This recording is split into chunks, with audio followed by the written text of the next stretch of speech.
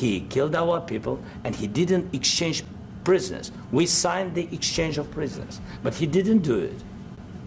What kind of diplomacy, JD, you are speaking about? What do you mean?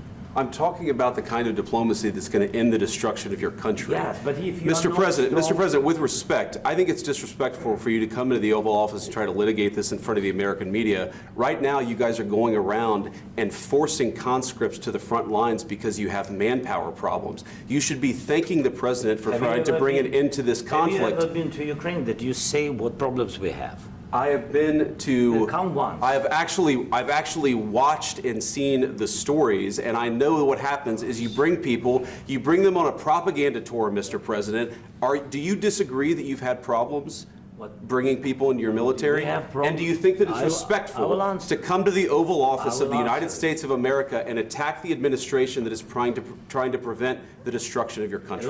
A lot of questions. Let's start from the beginning. Sure. First of all, during the war, everybody has problems, even you, but you have nice ocean and don't feel now, but you will feel it in the future. God bless. You don't know that. God bless. God bless. You will not have a war. Don't tell us what we're going to feel.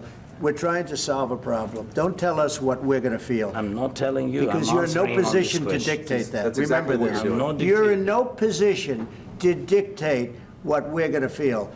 We're going to feel very good. You will feel influence. We're going to feel very good and very strong. You will feel influence. You're right now not in a very good position. You've allowed yourself to be in a very bad position, and he happens to be right about it. From the very beginning of the war. You're not in a good position. You don't have the cards right now. With us, you start having cards. But right now, you don't. You're playing cards. You're playing cards. You're gambling with the lives of millions of people. You're gambling with World War III. You're gambling with World War III. And what you're doing is very disrespectful to the country, this country. That's back to you. Far more than a lot of people said they should have. Have you said thank you once? This entire meeting? No, in this entire meeting, have you said thank you? You went to Pennsylvania and campaigned for the opposition in October. Offer some words of appreciation for the United States of America and the president who's trying to save your country. Please, you think that if you will speak very loudly about the war, He's not speaking loudly. He's not speaking loudly. Your country is in big trouble. Can I Wait a minute. No. You've done a lot of talking. Your country is in big trouble. I know. You're not winning. You're not winning this.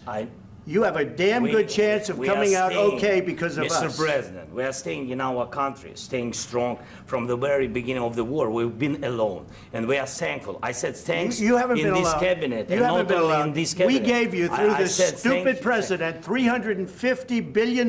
You voted we gave for you your military equipment, and you men are brave, but they had to use our military. Yes. What about if you didn't have our military equipment, you invited me if you didn't have our military equipment, this war would have been over in 2 weeks. In 3 days, I heard it from Putin. In 3 days, this is something maybe new. Less. In 2 weeks, of course, yes. It's going to be a very hard thing to do business like this. I tell you. Just say thank you. I said a lot of times Accept that there are disagreements, and let's go litigate those disagreements rather than trying to fight it out in the American media when you're wrong.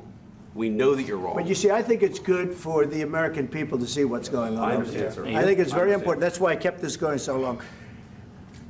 You have to be thankful. You don't have the cards. Thankful. You're buried there.